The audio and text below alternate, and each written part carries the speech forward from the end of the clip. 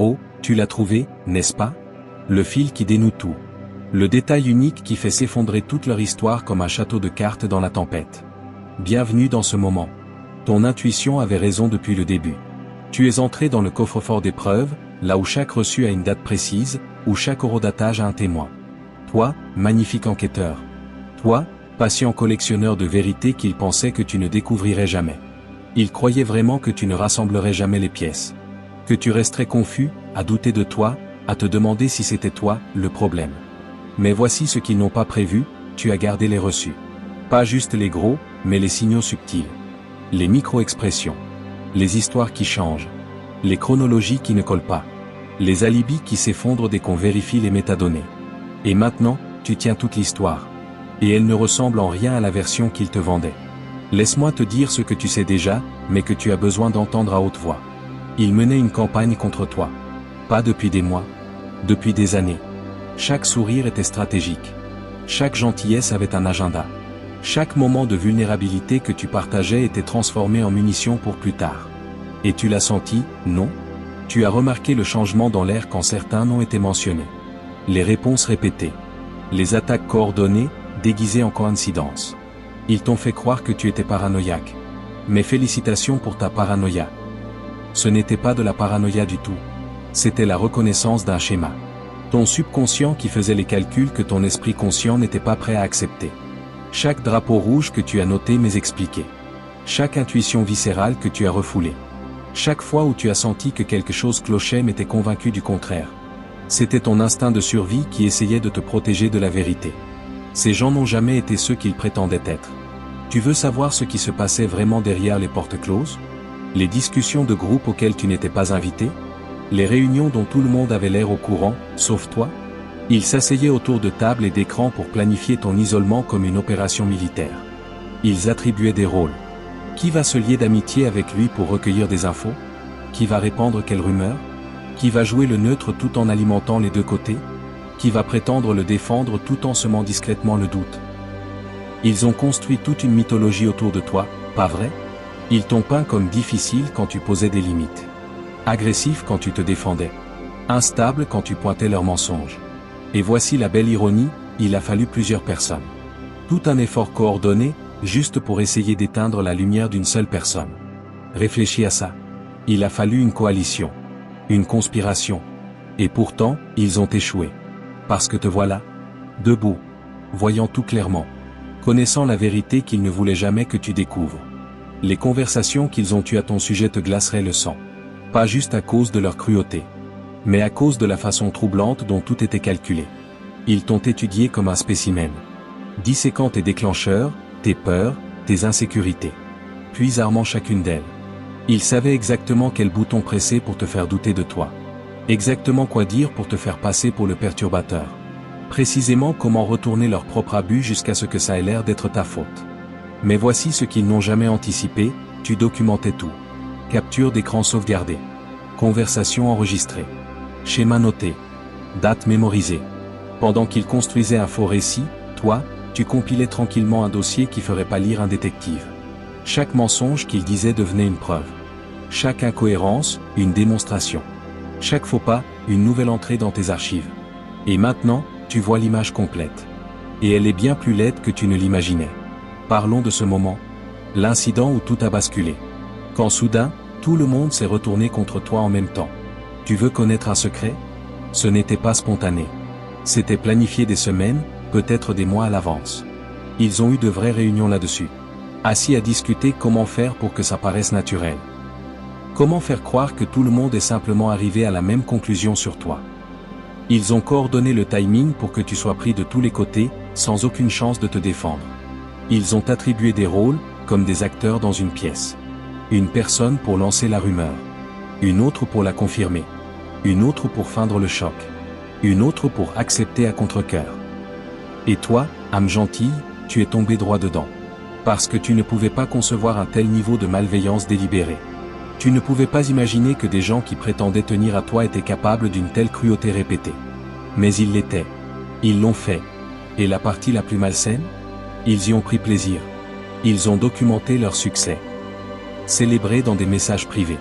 Se sont félicités que le plan se soit déroulé sans accroc. Ils partageaient des captures d'écran de ta confusion comme des trophées. Faisaient circuler ta douleur comme un divertissement. Tout en maintenant leur façade publique polie, de préoccupation et de sympathie. Ils disaient aux autres qu'ils s'inquiétaient pour toi. Qu'ils avaient essayé de t'aider. Que tu t'étais causé tout ça tout seul. Alors qu'en réalité, ils étaient les architectes de ta souffrance. Et la partie la plus cruelle? Ils ne se sont pas arrêtés là. Ils ont recruté des gens en qui tu avais confiance. Retournant lentement ton propre système de soutien contre toi. Ils ont murmuré du poison à l'oreille de ceux qui t'aimaient vraiment, jusqu'à ce que ces personnes commencent à te voir à travers le prisme déformé de leurs mensonges.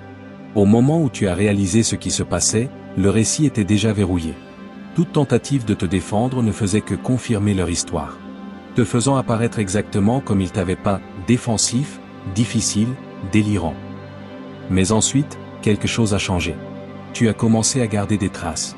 Tu as pris des captures d'écran de tout. Sauvegardé les emails. Suivi les conversations. Documenté chaque incohérence. Et c'est là que le schéma est devenu indéniable. Les horodatages révélaient leurs mensonges sur leur localisation. Les messages contredisaient leurs déclarations publiques. Les relevés exposaient où l'argent était vraiment allé. Les posts sur les réseaux brisaient leurs alibis soigneusement construits. Tu t'es transformé en analyste médico-légal de ta propre vie. Croisant les récits. Vérifiant les dates. Comparant les versions des événements. Ce que tu as découvert n'était pas une série de malentendus. C'était une démolition. Systématique. Délibérée. Calculée. Une campagne coordonnée visant à démanteler ta réputation, tes relations et ta paix intérieure. Ce n'était pas du chaos. C'était une chorégraphie. Ils voulaient te briser. Jusqu'à ce que tu disparaisses, ou que tu t'autodétruises en essayant de te battre. Mais ils ont fait une erreur fatale. Ils t'ont sous-estimé. Ils pensaient que tu étais trop émotif pour voir clair. Trop blessé pour enquêter. Trop isolé pour découvrir la vérité. Ils ne réalisaient pas que le traumatisme peut aiguiser la concentration. Que la douleur peut cristalliser la perception. La trahison a une façon de transformer les gens en enquêteurs. Et tu es devenu un maître de la détection. Tu as repéré les schémas invisibles. Relié les points qu'ils pensaient rester dispersés. Chaque mensonge nécessitait 10 autres pour le protéger. Et bientôt, leur toile est devenue trop emmêlée pour être maintenue. Ils se contredisaient. Oubliaient quelle version des événements ils avaient raconté. Laissaient des empreintes numériques qu'ils ne pouvaient pas effacer. Tu as rassemblé chaque fragment. Chaque contradiction. Chaque capture d'écran. Chaque lapsus qui trahissait la vérité. Maintenant, tu es assis avec un musée de leur tromperie. Tu te souviens de ces moments où tout le monde semblait savoir quelque chose que tu ignorais? Où les conversations s'arrêtaient quand tu entrais dans une pièce? Où les plans changeaient sans avertissement? Où les invitations cessaient mystérieusement d'arriver? Rien de tout ça n'était une coïncidence. Il y avait de vraies réunions sur toi. Pour élaborer des stratégies sur comment t'exclure sans que ça paraisse évident. Comment te faire douter juste assez de ta propre perception. Ils avaient même des mots de code pour toi. Des termes secrets qu'ils utilisaient pour parler de toi sans prononcer ton nom. Des signaux de la main pour s'avertir quand tu étais proche. Des plans de secours pour quand tu apparaissais à l'improviste. Ce n'était pas de la paranoïa. C'était un protocole. Et tu as découvert chaque partie. Pendant que tu restais éveillé la nuit, à repasser chaque conversation, à te demander ce que tu avais dit, ce que tu avais fait, quel moment avait tout basculé, eux, ils perfectionnaient l'art de la guerre psychologique. Chaque heure sans sommeil que tu passais à te blâmer, était une heure qu'ils passaient à affiner leur tactique. Ils n'improvisaient pas. Ils exécutaient un manuel. Répété. Coordonné. Délibéré. Tu essayais de faire la paix. Eux, ils planifiaient la guerre. Ton seul crime était l'authenticité. Être trop vrai. Trop honnête. Trop peu disposé à jouer selon leurs règles non dites. Et ça les terrifiait. Parce que l'authenticité expose l'artifice. Et eux, étaient entièrement construits sur la performance. Leur coordination était presque chirurgicale dans sa précision. Ils ne se contentaient pas de potins ou de rumeurs. Ils orchestraient des campagnes entières. Les discussions de groupe devenaient des salles de guerre. Les messages privés, des briefings de renseignement. Les captures d'écran étaient échangées comme une monnaie. Ils cartographiaient tes faiblesses. Étudiaient tes réactions. Analysaient ce qui te faisait fonctionner. Les heures qu'ils ont investies dans ta chute, auraient pu construire un empire si elles avaient été dirigées vers quelque chose de bon. L'énergie qu'ils ont versée dans ta destruction était stupéfiante. Appel tardif. Réunion secrète. Agenda caché. Tout ça, pour démanteler une personne qui refusait simplement de rapetisser. Si ce n'était pas si vicieux, ça pourrait presque être admirable, dans son obsession.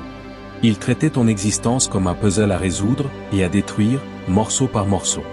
Ils ont transformé la cruauté en sport d'équipe. Il y avait des manuels, des stratégies, des débriefings, des discussions sur ce qui fonctionnait, ce qui ne fonctionnait pas, comment le pousser plus loin vers la rupture. Et oui, ils tenaient le score. Chaque réaction émotionnelle de ta part était un point sur leur tableau. Chaque fois que tu te remettais en question, ils célébraient une nouvelle victoire. Plus tu te retirais, plus ils se tapaient dans le dos. Leur sadisme n'était pas impulsif. Il était systématique. Et bien sûr, ils ne pouvaient pas le faire seuls. Ils avaient besoin d'un public, de soldats, d'esprits collatéraux pour répéter leurs mensonges. Les singes de bois, ce n'étaient pas tous des gens malveillants. Certains étaient simplement naïfs. On leur servait des vérités sélectives. Des demi-mensonges mélangés avec juste assez de crédibilité pour paraître convaincants. On leur disait que tu étais instable, difficile, peu fiable. Et parce que les manipulateurs étaient charmants et crédibles, ils y croyaient. Ces personnes devenaient la couche secondaire de l'attaque. Faisant, sans le savoir, le sale boulot. Répandant des rumeurs, répétant des distorsions. Avertissant les autres sous couvert de préoccupation. Le cerveau restait en retrait. Regardant le chaos se déployer. Maintenant son image propre et polie, pendant que les singes de bois faisaient les dégâts. C'était de la sous-traitance psychologique. Des dénis plausibles habillés en compassion. Puis, le front numérique s'est ouvert. Le champ de bataille s'est étendu des murmures au réseau. Des comptes faux ont été créés. Pas juste pour surveiller, pour provoquer. Des messages anonymes conçus pour te faire réagir. Des signalements coordonnés pour faire taire ta voix. Des discussions de groupe où ils disséquaient chacun de tes posts, partageaient tes photos, se moquaient de tes mots, transformaient tes pensées en caricatures. Ils construisaient des dossiers partagés remplis de tes captures d'écran et messages privés. Collectant chaque miette numérique que tu laissais. Certains allaient même jusqu'à utiliser des liens de suivi. Des applications cachées. Des logiciels espions numériques déguisés en préoccupation. Ils voulaient envahir ta vie privée, tout en maintenant l'illusion que c'était toi le paranoïaque. Ils voulaient le contrôle. Pas seulement de ta réputation, mais de ta perception de la réalité. Ils pirataient plus que tes appareils. Ils pirataient ton esprit. Ils apprenaient les algorithmes. Manipulaient ton fil pour que tu vois ce qu'ils voulaient que tu vois. Certains posts. Certains visages. Certains rappels, conçus pour déclencher de vieilles blessures. Ils coordonnaient leurs publications. Leurs légendes. Leur timing, s'assurant que tu te sens exclu. Indésirable. Remplaçable. Chaque post coïncident était un coup psychologique calculé. Ils surveillaient qui regardait tes stories. Qui aimait ton contenu. Qui commentait. Rapportant ces infos dans leur stratégie. Tout en prétendant être nul en technologie. Jouant l'innocence.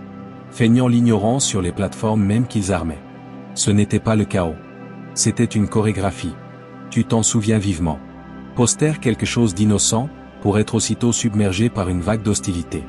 Quelques secondes plus tard, les commentaires semblaient synchronisés. Le timing était trop parfait. Parce que c'était coordonné. Ils avaient des systèmes d'alerte pour s'avertir dès que tu parlais. Ils avaient des réponses prêtes. Écrites. Des emojis. Même des directives de ton. Une escouade numérique, déguisée en coïncidence. Le but n'était pas seulement de blesser. C'était de faire taire.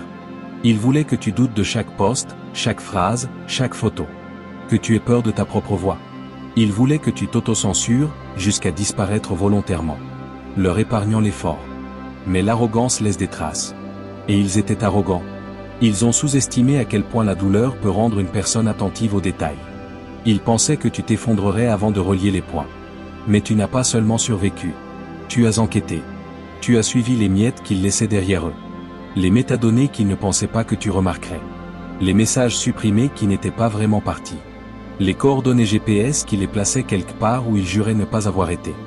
Les eurodatages numériques qui s'alignaient trop parfaitement pour être aléatoires. Les incohérences dans leurs propres histoires, préservées à jamais dans les historiques de discussion et les archives. La technologie, il s'avère, se souvient de tout. Même quand les gens, non. Et quand tu as commencé à tout retracer, tu as découvert une nouvelle couche. L'argent. Parce qu'il y a toujours de l'argent. Ils voulaient aussi le contrôle de tes finances. Le champ de bataille silencieux. Les fonds manquants que personne ne pouvait expliquer. Les dettes qui apparaissaient de nulle part. L'aide qui venait avec des chaînes invisibles. La manipulation financière, déguisée en générosité. Jouant le long jeu. Sabotant tes opportunités. Répandant des doutes discrets à quiconque pourrait t'embaucher ou collaborer avec toi. S'assurant que chaque porte potentielle se ferme avant même que tu frappes. Il murmurait des inquiétudes sur ta stabilité. Ta fiabilité. Empoisonnant des puits dont tu ignorais même l'existence. Il coupait tes revenus, tout en prétendant t'offrir du soutien. Créant la dépendance même qu'ils armaient ensuite. Les prêts n'étaient pas des prêts. C'étaient des leviers. Les cadeaux n'étaient pas des cadeaux. C'étaient des contrats écrits en petits caractères émotionnels. Chaque faveur venait avec une clause cachée. Ils s'assuraient que tu aies besoin d'eux, puis utilisaient ce besoin comme preuve de ton incompétence. Ils disaient aux autres que tu étais mauvais avec l'argent, irresponsable, ingrat. Pendant ce temps, ils orchestraient ton instabilité depuis les coulisses. Organisant la pénurie. Sabotant ta croissance. Ils te voulaient dépendant. Désespéré. Discrédité. Mais tu ne l'étais pas. Tu as tenu bon. Tu t'es adapté. Tu as commencé à voir le système pour ce qu'il était. Pas du chaos. Un dessin. Et une fois que tu as vu le schéma, tout a commencé à s'effondrer. Parce que leur pouvoir dépendait entièrement de ta confusion. Le moment où tu as commencé à comprendre l'ampleur de leur opération, tu es devenu intouchable. Tu as arrêté de réagir. Commencé à enregistrer. Tu as arrêté de te défendre. Commencé à documenter. Tu as retourné leur jeu contre eux. Et maintenant, il ne reste que des preuves. Une montagne de reçus, de contradictions, de captures d'écran et d'horodatage. Preuve de chaque mensonge, chaque trahison, chaque acte de cruauté coordonné. Ils ont construit un empire de manipulation. Mais tu l'as démantelé avec la vérité. Ils pensaient t'effacer. Mais au lieu de ça, ils ont documenté leur propre chute. La trace écrite raconte une histoire qu'ils n'avaient jamais voulu que quiconque voie. Sous la surface de la malchance et du mauvais timing, se trouve un schéma si cohérent qu'il devient indéniable. La signature d'un abus économique calculé. Les crises financières qui semblaient toujours frapper juste quand tu reprenais pied, n'étaient pas des coïncidences. Les factures soudaines, les dépenses inattendues, les opportunités mystérieusement perdues, tout s'alignait parfaitement avec tes moments de croissance et d'indépendance. Chaque fois que tu commençais à t'élever, quelque chose te tirait convenablement vers le bas. Chaque fois que tu gagnais en élan, il trouvait un moyen de créer le chaos. Ce n'était pas de la malchance. C'était du sabotage habillé en circonstances. Une guerre silencieuse menée à travers tes relevés bancaires et rapports de crédit. Ils savaient exactement ce qu'ils faisaient. Ils manipulaient ta confiance, te convainquant de faire des choix financiers qui les avantageaient à tes dépens. Ils enveloppaient l'exploitation dans de la culpabilité émotionnelle, te faisant te sentir égoïste de vouloir le contrôle de ton propre argent, ou ingrat de refuser leur aide. Ils peignaient ta protection comme de l'avidité, et ton indépendance comme une trahison. Quand tu essayais de poser des limites, ils appelaient ça de la paranoïa. Quand tu économisais pour toi, ils le présentaient comme de la méfiance. Pendant ce temps, ils documentaient chaque décision. Collectant captures d'écran, relevés bancaires, messages, fabriquant un faux récit où tu apparaissais irresponsable, instable, peu fiable. L'ironie, le chaos même qu'ils créaient, devenait la preuve qu'ils utilisaient ensuite pour te discréditer. Le timing était trop précis pour être aléatoire. Tes plus gros revers financiers coïncidaient avec tes moments d'autonomie. Chaque fois que tu faisais un pas vers la liberté, un accident arrivait. Un compte à découvert. Un paiement perdu. Une dépense soudaine. Un projet qui tombait mystérieusement à l'eau. Et quand tu essayais d'en parler, il te faisait croire que c'était ta faute. Que tu étais négligent, oublieux, malchanceux. Il créait la dépendance, puis te la reprochait. Il ne contrôlait pas seulement ton argent. Il contrôlait ta capacité à vivre librement. Mais leur sabotage ne s'arrêtait pas à tes finances. Ils sont allés jusqu'à ton corps. Ta santé. Ta vitalité même. Parce que quand ils ne pouvaient plus contrôler ton compte en banque, ils cherchaient à contrôler ton énergie. Ils ont commencé à éroder ta confiance en ton propre corps. Te convainquant que tes symptômes étaient dans ta tête. Que ton épuisement était de la paresse. Ta douleur, une recherche d'attention. Ta maladie, exagérée. Ils transformaient ta souffrance en blague. Et ta vraie douleur en preuve de ta prétendue instabilité. Ils ont appris à utiliser tes luttes de santé contre toi. Exploitant chaque vulnérabilité pour de la sympathie, du pouvoir et du contrôle. Et le pire? Le stress qu'ils t'infligeaient devenait auto-entretenu. L'abus psychologique chronique ne blesse pas seulement l'esprit. Il ravage le corps. Les montées constantes d'adrénaline. L'état incessant de combat-fuite. Le cortisol qui ne redescend jamais, tout devient du poison. Il savait que te maintenir anxieux signifiait te maintenir faible. Il te refusait le repos. Interrompait ta récupération. Et créait du chaos émotionnel précisément quand tu avais besoin de paix. Il déclenchait des crises. Provoquait de l'insomnie. Puis utilisait ton état qui se dégradait comme preuve que tu étais peu fiable. Chaque stresseur qu'il causait laissait des empreintes biologiques. L'inflammation. Les migraines. Les problèmes digestifs. Les crises de panique. L'abus a recablé ton système nerveux. Et il prenait le crédit des symptômes qu'il fabriquait. Ils sont peut-être allés plus loin, influençant ton accès aux soins, sapant subtilement tes relations médicales. Tu te souviens de ces fois où ton médecin semblait bizarrement sceptique face à tes symptômes? Ou quand tes amis répétaient des détails privés sur ta santé que tu n'avais jamais partagés publiquement? Ce n'était pas une coïncidence. Ils ont probablement semé des graines, répandant des rumeurs discrètes que tu exagérais ou imaginais ta maladie. Ils fuyaient des fragments de tes infos médicales, choses que tu avais partagées en confiance, sous prétexte de préoccupation. Ce n'était jamais pour t'aider à guérir. C'était pour façonner le récit que tu étais fragile, instable, et indigne de crédibilité. Ils s'assuraient que chaque lutte de santé devienne une autre arme dans leur arsenal. Quand tu avais mal, ils se plaignaient de l'inconvénient. Quand tu étais hospitalisé ou alité, ils se centraient sur eux, soupirant sur à quel point c'était dur pour eux. Ils prenaient ta crise, et la transformaient en leur performance. Chaque crise devenait preuve de ta prétendue faiblesse. Chaque effondrement justifiait leur cruauté. Et chaque tentative de ta part pour te rétablir, était discrètement sabotée. Plus de stress. Plus de conflits. Plus de doutes, jusqu'à ce que l'épuisement lui-même devienne ta cage. Les dommages qu'ils ont causés n'étaient pas métaphoriques. Ils étaient physiologiques. Les dossiers médicaux ne mentent pas. Tu peux tracer le déclin de ta santé directement le long de la chronologie de leur escalade. Chaque année, chaque incident, chaque trahison, marquait un nouveau point de détérioration. Une descente régulière, liée non à une maladie aléatoire, mais à une torture psychologique délibérée, prolongée. Ils n'ont pas seulement blessé tes sentiments. Ils ont recablé ta biologie. Ils n'ont pas seulement meurtri ta confiance. Ils ont brisé ton corps. Et pourtant, à travers les preuves, les relevés bancaires, les rapports médicaux, les dates, les messages, la vérité émerge comme une traînée de fumée menant au feu. Le sabotage économique. L'abus émotionnel. Le déclin physique, tout cela se croise en une vérité indéniable. Ce n'était jamais aléatoire. Ce n'était jamais de la malchance. C'était conçu. Chaque crise était construite. Chaque revers, orchestré. Chaque symptôme, exploité. Ils ont bâti leur pouvoir sur ta douleur. Et ils ont laissé une trace écrite prouvant chaque étape. Si des enfants étaient impliqués, l'histoire descend dans quelque chose de bien plus sombre. Ils ne se sont pas arrêtés à toi. Ils sont allés après l'innocence même.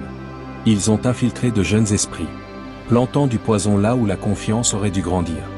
Ils ont tordu la perception avant qu'elle n'ait eu une chance de se former. Les mensonges qu'ils ont dit étaient fabriqués avec une cruauté chirurgicale. Il ou elle ne t'aime pas. Il ou elle t'abandonnera. Il ou elle est dangereux. Tout encadré comme de la protection. Ils ont armé les enfants, sachant que tu retiendrais tes coups plutôt que de risquer de les blesser. Ils ont transformé la famille en champ de bataille. Et la parentalité en guerre psychologique. Ils ont fait de chaque interaction un test de loyauté. Chaque visite, une interrogation. Chaque mot que tu disais, tordu en quelque chose de sinistre. Ils ont transformé ton amour en munition. Ta compassion en preuve contre toi. Ils disaient aux enfants que tu ne tenais pas à eux, alors que tu te battais comme un diable pour eux. Ils leur disaient que tu étais parti, alors que tu avais été poussé dehors et exclu. Ils leur disaient que tu étais instable, alors que tu essayais de tout tenir ensemble. Et bien sûr, les enfants y croyaient. Pourquoi ne l'auraient-ils pas fait? Quand plusieurs adultes racontent le même mensonge, il devient impossible à distinguer de la vérité. Maintenant, il y a des jeunes qui portent de la colère envers toi. Non pas à cause de ce que tu as fait, mais à cause de ce qu'on leur a appris à croire. Ils ont été élevés sur une histoire réécrite. Les manipulateurs comprenaient le pouvoir du dommage à long terme. Ils savaient qu'en corrompant la vision d'un enfant sur toi, ils pouvaient assurer des décennies de distance. Ces mensonges se solidifieraient avec le temps, transmis comme un folklore familial, devenant vérité par répétition. Au moment où les enfants seraient assez grands pour remettre en question, les mensonges feraient déjà partie de leur ADN émotionnel. C'est l'horreur véritable. Un trauma générationnel conçu délibérément, pour que la blessure ne se referme jamais. Et tu as probablement des preuves. Conversations enregistrées où les enfants répétaient des choses qu'ils n'auraient pas pu savoir seuls. Messages montrant des réponses coachées. Moments où leurs mots reflétaient trop précisément la phraséologie des manipulateurs pour être une coïncidence. Tu as entendu les lignes répétées. La confiance anormale des enfants faisant écho à la haine des adultes. Et ça t'a brisé le cœur. Pas seulement parce que tu les perdais, mais parce que tu voyais ce que ça leur faisait. Ils étaient utilisés comme outils dans une guerre qu'ils n'avaient pas commencée. Formés à porter des fardeaux émotionnels qui n'étaient pas les leurs. La cruauté n'était pas seulement dans ce qu'ils t'ont fait. Elle était dans leur volonté d'endommager l'innocence des enfants, pour gagner leur jeu. Mais leur campagne ne s'arrêtait pas à ta famille. Ils sont venus pour ta carrière aussi. Ta stabilité. Ton nom. Ton moyen de subsistance. Ils ont étudié ton monde professionnel de la même façon qu'ils ont étudié tes émotions. Stratégiquement. Sans relâche. Cliniquement. Ils savaient quels collègues te faisaient confiance. Quelles relations comptaient le plus. Quelles opportunités étaient cruciales. Et un par un, ils les ont sabotés. Murmurant des inquiétudes dans les bonnes oreilles. Répandant des doutes discrets sur ta fiabilité. Semant l'idée que tu étais difficile ou instable. Ils s'assuraient que les portes que tu étais censé franchir soient discrètement verrouillées avant que tu arrives. Ce n'était pas aléatoire. C'était systémique. Ils ont fabriqué des campagnes de diffamation subtiles qui ne laissaient pas d'empreinte. Plaintes anonymes. Rumeurs vagues. Emails exprimant de l'inquiétude. Conversations présentées comme de la prudence professionnelle, juste assez de dénégation plausible pour que toute tentative de les exposer te fasse paraître paranoïaque. Et c'était le génie de la chose. Plus tu essayais de te défendre, plus leur récit se solidifiait. Ils comptaient sur ton intégrité qui jouait contre toi. Sur ton professionnalisme qui te rendait hésitant à riposter. Ils empoisonnaient le puits si discrètement, que tu en buvais sans t'en rendre compte. Puis venaient les retombées. Projets qui tombaient mystérieusement à l'eau. Collaborations qui disparaissaient. Promotions qui te passaient sous le nez pour des gens moins qualifiés. Les références qui chantaient autrefois tes louanges devenaient soudain froides. Les opportunités qui semblaient certaines s'évaporaient sans explication. Chaque avancement que tu avais gagné, était discrètement démantelé avant de pouvoir fleurir. Tu te blâmais, bien sûr. Tu remettais en question ta compétence, ton charisme, ta valeur. Mais ce n'était jamais de l'incompétence. Quand c'est ciblé, tu n'es pas assez bon. Tu es trop bon, trop aiguisé, trop conscient, trop capable de voir la vérité. Ils ne pouvaient pas risquer d'être exposés. Et quand ils ne pouvaient pas détruire ta carrière, ils attaquaient tes relations. Parce que s'ils ne pouvaient pas te discréditer publiquement, ils t'isolaient privément. Chaque amitié que tu essayais de construire, ils l'empoisonnaient. Chaque personne qui montrait de l'intérêt, ils l'effrayaient. Chaque chance d'amour, ils la contaminaient avec des mensonges soigneusement placés. Ils murmuraient à des partenaires potentiels. Les avertissant que tu étais instable, manipulateur, peu fiable, tout en jouant si bien la préoccupation que personne ne pensait à le remettre en question. Ils construisaient pour toi une réputation qui n'existait pas. Et ils le faisaient si complètement, que même des inconnus étaient préparés à se méfier de toi avant même de te rencontrer. Ils t'envoyaient même des gens. Introduction calculée. Mise en scène déguisée en coïncidence. Relations amoureuses conçues pour imploser. Ils savaient exactement quel type de personne pourrait te blesser le plus, et s'assuraient que ces personnes te trouvent. Personnalité toxique. Manipulateurs émotionnels. Narcissistes en vêtements de mouton, tous livrés à ta porte comme un cadeau. Ils transformaient ta vie amoureuse en champ de mine, pour leur propre divertissement. Regardant depuis les coulisses, chaque explosion confirmant leur récit. Tu te souviens de cette personne qui t'a soudain ghosté sans raison? Celle qui semblait vraiment intéressée, puis a disparu brusquement? Ce n'était pas aléatoire. C'était de l'interférence. Quelqu'un a murmuré à son oreille. Lâché un indice empoisonné. C'est assurer qu'elle disparaisse avant que tu ne te rapproches trop. Tu te souviens de ce partenaire potentiel qui a soudain changé d'avis, prétendant avoir entendu des choses ou ressenti une mauvaise vibe? C'était le réseau au travail. La machinerie discrète et invisible du sabotage qui tournait en arrière-plan, pendant que tu te demandais ce que tu avais fait de mal. Il s'assurait que tu sois isolé. Professionnellement, romantiquement, émotionnellement. Parce que l'isolement rend le contrôle plus facile. Et il voulait le contrôle. Par-dessus tout, contrôle de ton image, de ton récit, de ton héritage. Il voulait t'effacer. Pas seulement du présent, mais de la mémoire même. Et pendant un temps, ils y sont parvenus. Mais la vérité a une façon de survivre, même aux mensonges les plus élaborés. Et maintenant, morceau par morceau, tu découvres à quel point leur corruption était profonde. Et tu réalises que chaque relation détruite, chaque opportunité ruinée, chaque perception empoisonnée, n'était pas une coïncidence. C'était une campagne. Une longue, patiente, coordonnée campagne. Et ils ont laissé des empreintes sur chaque partie. Ils les ont eux, n'est-ce pas? Les gens qui te voyaient autrefois clairement, te regardent maintenant à travers un prisme de distorsion. Ils leur ont raconté des histoires soigneusement éditées. Chargées émotionnellement. Avec juste assez de vérité saupoudrée parmi les mensonges, pour que tout paraisse plausible. Ils partageaient des captures d'écran sorties de leur contexte. Des messages privés tordus en quelque chose de sinistre.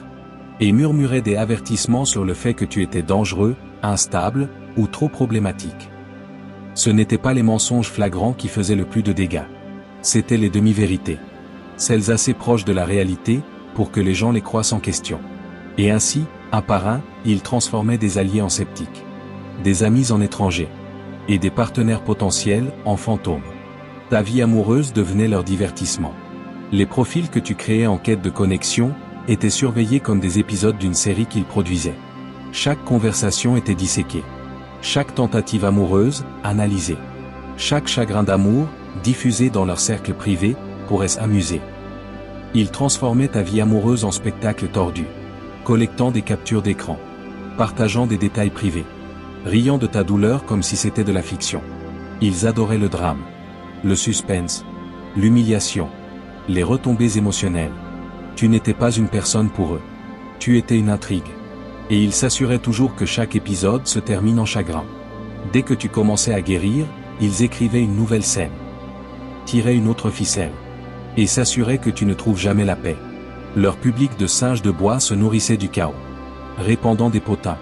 Spéculant sur tes relations. Maintenant l'audience élevée, sur ta misère personnelle. Mais ça ne s'arrêtait pas à ton cœur.